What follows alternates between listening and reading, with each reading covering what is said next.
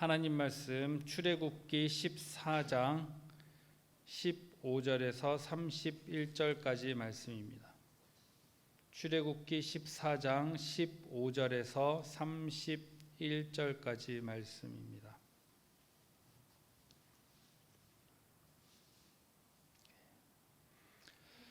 출애굽기 14장 15절에서 31절 말씀 제가 봉독하겠습니다. 여호와께서 모세에게 이르시되 너는 어찌하여 내게 부르짖느냐. 이스라엘 자손에게 명령하여 앞으로 나가게 하고 지팡이를 들고 손을 바다 위로 내밀어 그것이 갈라지게 하라. 이스라엘 자손이 바다 가운데서 마른 땅으로 행하리라. 내가 애굽 사람들의 마음을 완악하게 할 것인즉 그들이 그 뒤를 따라 들어갈 것이라.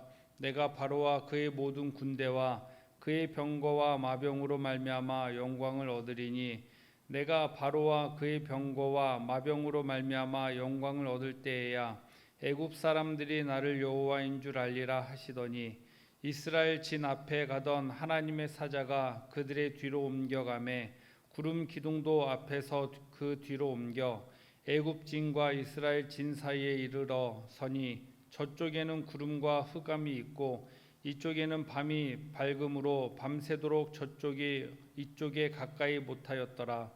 모세가 바다 위로 손을 내밀매 여호와께서 큰 동풍이 밤새도록 바닷물을 물러가게 하시니 물이 갈라져 바다가 마른 땅이 된지라.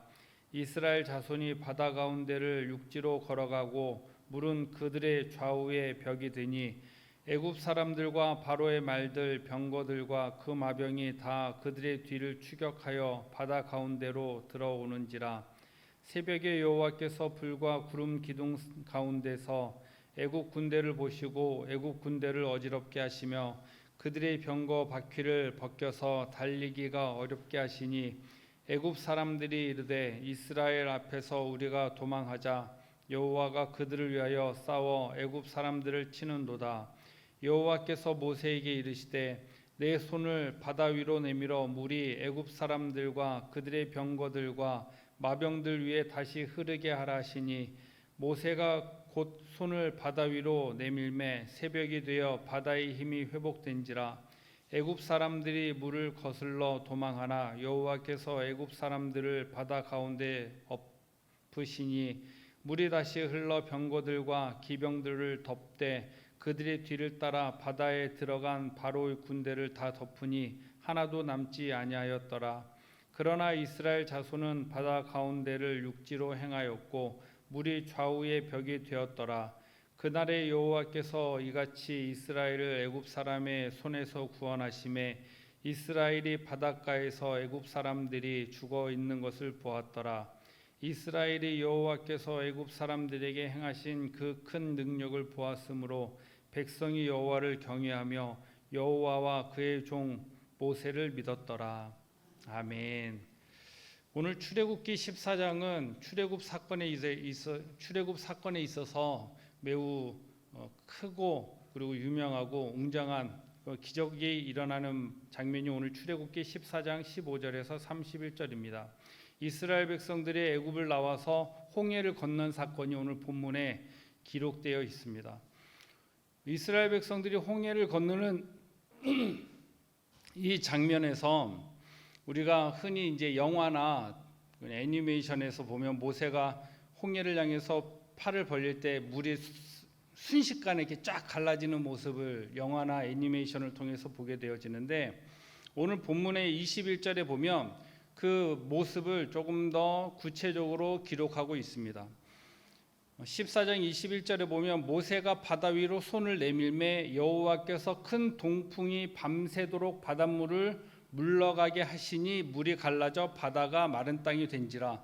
이게 한순간에 쫙 갈라진 게 아니고 바람이 불어서 그 홍해가 갈라지게 하셨다라는 거죠. 그런데 이 장면에서 더 놀라운 건 뭐냐면 22절이에요. 이스라엘 자손이 바다 가운데를 육지로 걸어가고 물이 그들의 좌우에 벽이 되었다. 29절에도 그 홍해를 건넌 이후에 이스라엘 자손은 바다 가운데를 육지로 행하였고 물이 좌우에 벽이 되었더라. 홍해가 이렇게 우리 진도 바닷길 축제처럼 물이 쭉 빠져서 걷는 게 아니라 물이 벽이 된 거예요. 물이 좌우에 벽이 돼서 그 바다를 홍해를 걷는 거예요. 더 놀라운 거는 그 진도 바닷길 축제 가면 거기는 이제 뻘밭이잖아요. 돌밭이고 뻘밭인데 성경은 뭐라고 말씀하고 있냐면 물이 벽이 되고 이렇게 지나가면 여러분들 수족관 사이로 지나가는 것처럼 물이 벽이 되고 마른 땅을 건넜다라고 성경은 말씀하고 있습니다. 그것이 홍해 사건을 굉장히 구체적으로 기록하고 있는 것을 우리가 오늘 본문을 통해서 발견하게 되어진다는 것입니다. 그렇다고 한다면 하나님께서 이스라엘 백성들에게 그리고 애굽 사람들에게 이 사건을 보여주신 이유가 무엇입니까? 우리는 두 가지에서 두 구절에서 발견할 수가 있는데 18절이에요. 바로와 그의 병거들과 마병들이 그 홍해를 건널 때 다 하나님께서 수장하고 그리고 애굽 사람들이 나를 여호와인 줄 알리라. 그 사건이 일어나고 이스라엘 애굽 사람과 바로의 군대들이 병거와 마병들이 그 땅에서 죽임을 당한 이 사건을 통해서 애굽 사람들이 하나님이 여호와인 줄 알게 하신다는 거죠. 그리고 31절에 그 모든 사건이 홍해를 건너고 난 이후에 백성이 여호와를 경외하며 여호와와 그의 종 모세를 믿었더라라고 성경은 말씀하고 있습니다. 그렇다고 한다면 이 홍해 사건을 통해서 하나님이 애굽 사람과 하나님의 백성 이스라엘을 향해서 던지시는 메시지가 뭡니까? 하나님은 여호와이시다, 구원자이시다, 스스로 있는 자이시다, 창조주이시다, 언약을 지키시는 하나님이심을 이 사건을 통해서 말씀하고 있다라는 것입니다. 결국 이 홍해 사건을 통해서 하나님은 이스라엘 백성들에게 하나님을 믿게끔 원하셨다라는 거예요. 그러면 이 본문을 통해서 이게 한 묵상하게 되어지는 것이죠.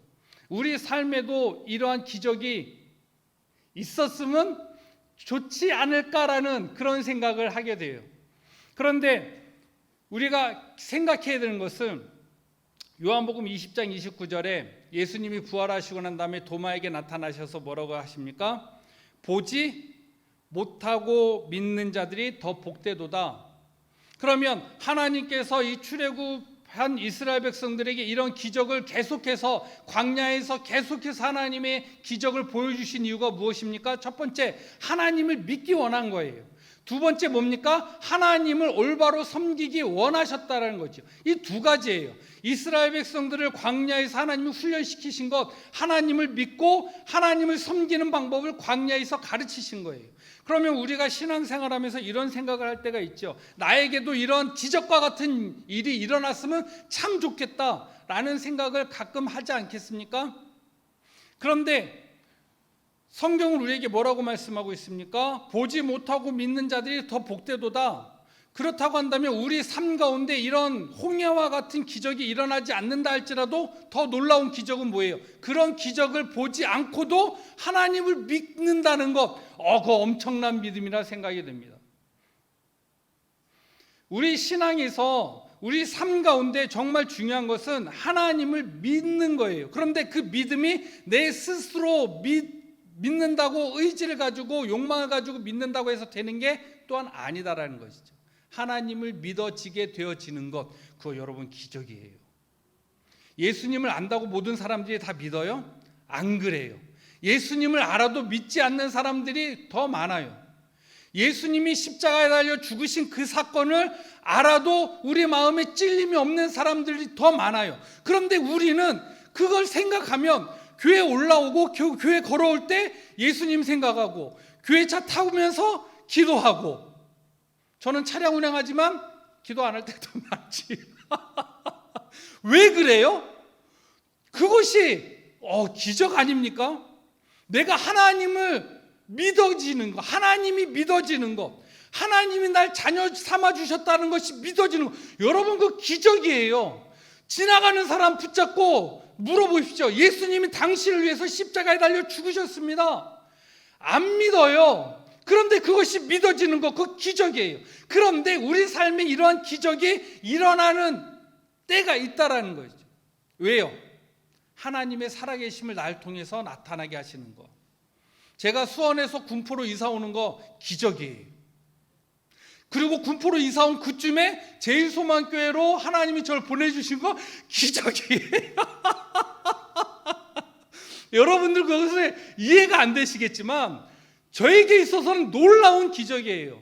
안산에 있다가 수원으로 이사 갔는데 수원에 있는 권사님을 안산에 있는 교회까지 거짐 5년 넘게 새벽 예배 모시고 다녔거든요.